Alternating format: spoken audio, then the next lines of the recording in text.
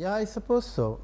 I mean, I don't know how much you inherit it genetically, but definitely if you are born in a certain family where there is a certain interest or a certain occupation and certain inclinations, that rubs off definitely. How much would you say you were influenced by your father's literary? Well, I was always aware, even in my childhood, that I am son of a poet. But at the same time, my maternal uncle, Mejhaz, was an equally famous poet, and so was my grandfather. So, here I was, where poets were on the both sides of the family, and because of them, right from my childhood, I was exposed to many more poets and literary figures, like I saw Josh and Jigar and Faiz and all these poets in my childhood, and I heard them when I was 8, 9, 10. So obviously that helped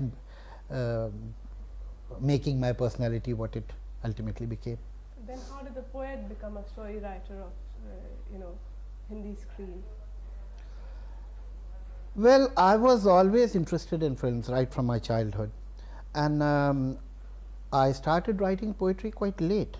I was not aware that when one day I am going to write poetry, though I remembered a lot of poetry, and even today, if not more, I at least remember 200,000 couplets, and but I never wrote.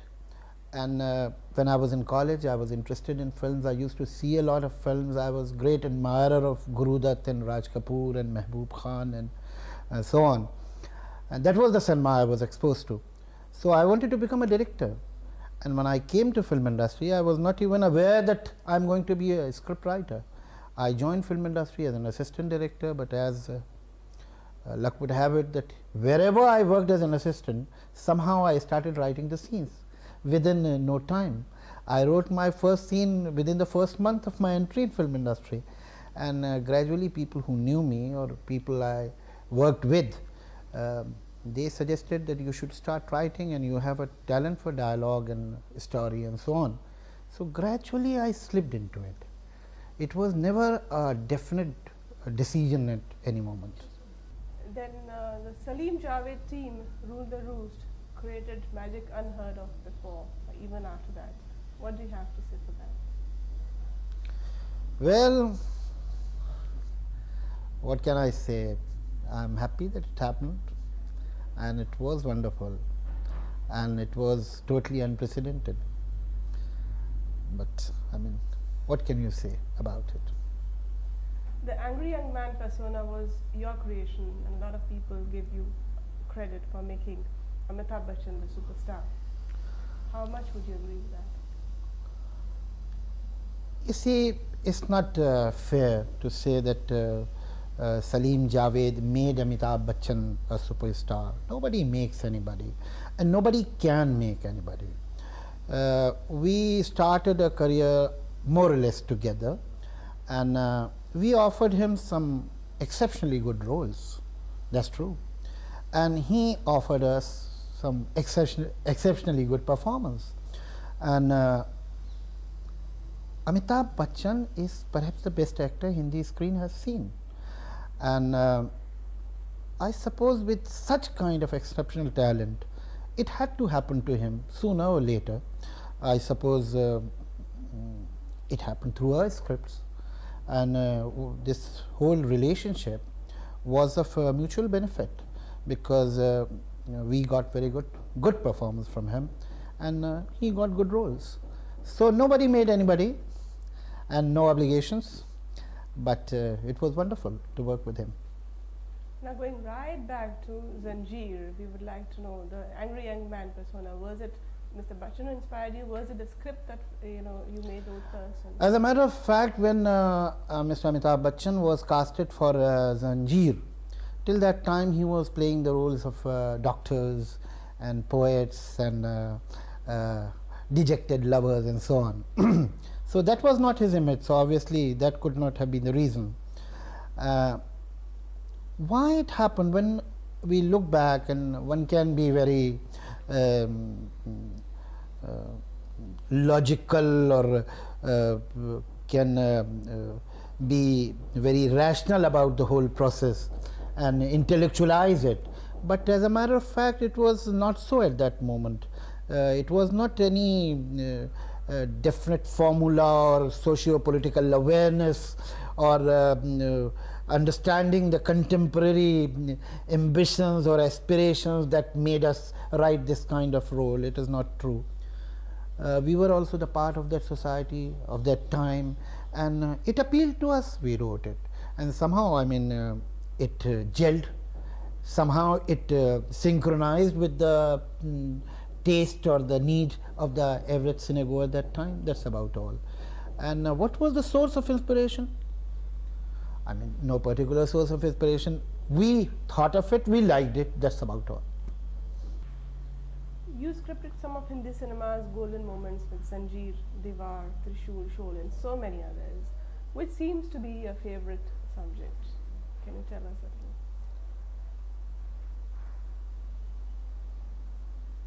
See, every film, I suppose, that I have been involved with has certain moments that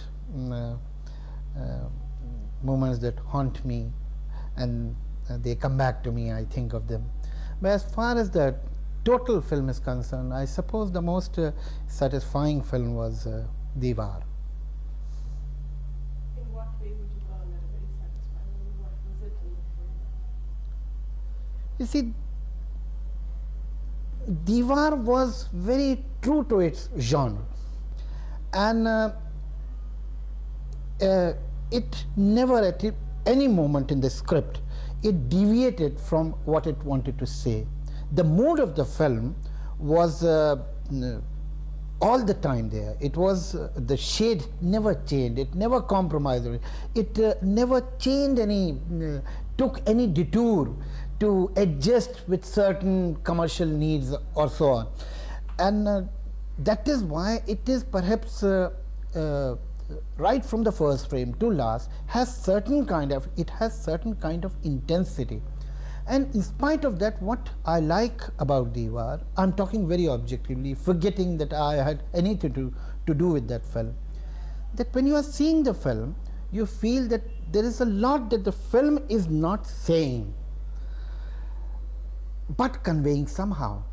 So there is some kind of subtext, there is some kind of undercurrent of anger, hurt, which is constantly there. And not many times, I suppose, film script writers or directors can capture that. It doesn't happen very often. Well, now, why do you feel that so many of your films were successful? Was the script at the core?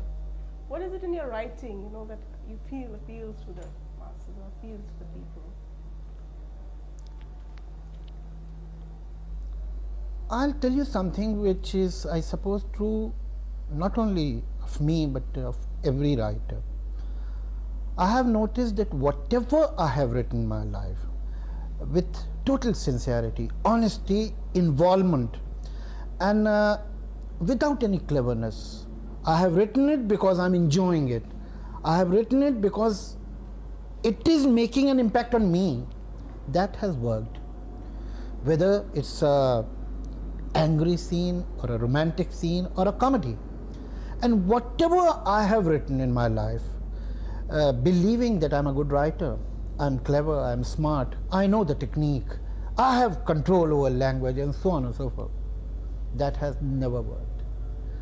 So I suppose whatever has worked in my life, that has worked because I meant it. Now from script writing to lyrics, Sagar Teza, Miss India 1942. The lyrics you wrote for these were simple, easy to understand.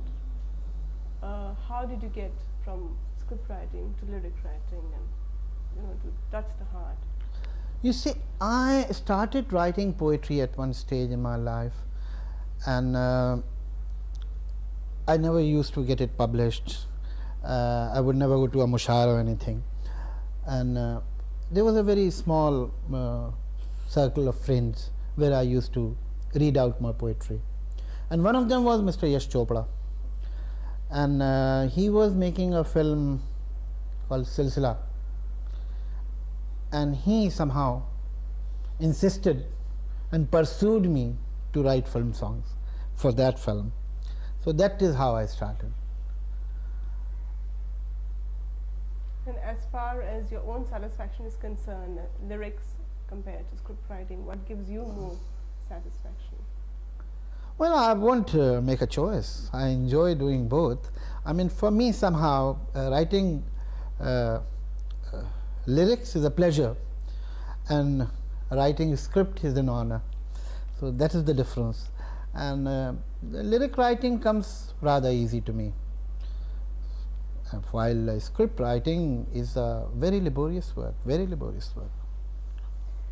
Now your lyrics reveal an understanding of rhythm. You know that what fits in where. How do you go about writing a song? Are you given the tune or a theme or what? See, most of the songs in films are written on the tune. You have a tune and you have a situation, and you have to keep both the things in the mind while writing the song. I suppose for writing film lyrics, or to be a film lyricist, you don't have to be a great poet, but you have to be extremely versatile. Versatility is necessary, and you should have tremendous control over the medium, because these tunes that you write on are not regular meters, they are not straight lines. Generally they are small, big pieces, and you have to fill them. You have to, it is technically, it's a, in a way, people who don't know, for them it is very difficult. And I have, I won't like to name certain poets of certain repute. They came to Bombay and they tried to write on the tune, and they couldn't. So this is a technique, an art in itself. But I suppose versatility is very necessary, because you have to sometimes write a cabaret, and sometimes you have to write a bhajan, and sometimes you have to write a qawwali, and sometimes you have to write a lullaby, or a love song, or song of a drunkard, or sometimes song of a frustrated young man, or a girl who is waiting for her lover. So all kind of situations come, or shadi ka gana, or whatever you have.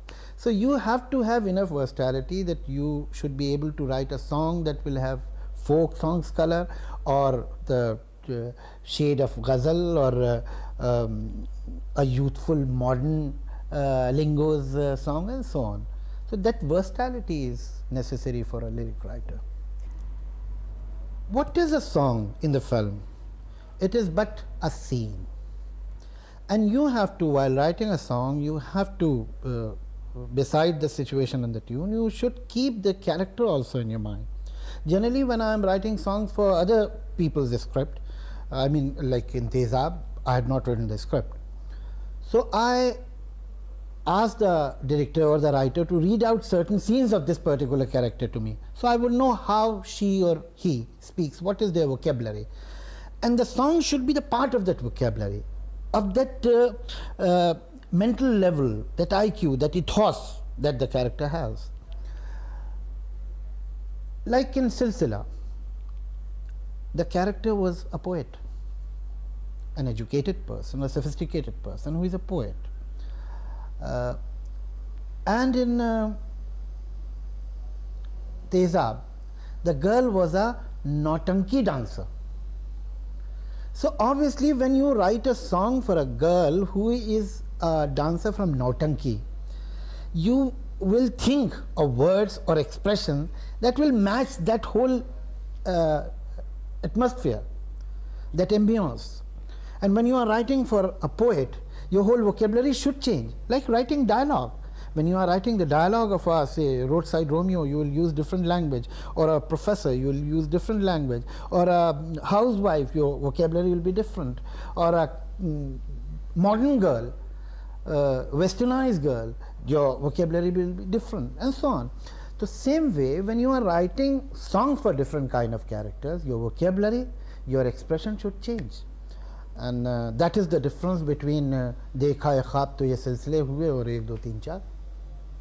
Talking about lyrics and scenes and vocabulary, how do you feel about these vulgar songs that have come in, so much vulgarity in lyrics? I mean, is it the need of the hour, or is it created by the... I don't think so. I don't think so. I have been writing films in 1970. I have never written a single line in my life that can be called obscene or vulgar by any stretch of imagination. And I have refused to write lyrics in films. I have left many films. I have written a lesser number and left more, because there is a situation that demands even a slightly suggestive song. I refuse to do the film. I don't do that. And I don't believe that vulgarity or obscenity are any guarantee of box office. On the contrary, I believe that people who have indulged in it, they don't stay. Do you feel a song can help a film be successful at the box office? Good songs? Well, there are examples when the music is a super hit and the film has not done well. And there are examples where the film was rather ordinary, but because of the music it did fairly well. But I suppose good music can make a good film, a hit film, super hit. I suppose that is the reality. The film better be good, and then you have good music, then it becomes a very big hit.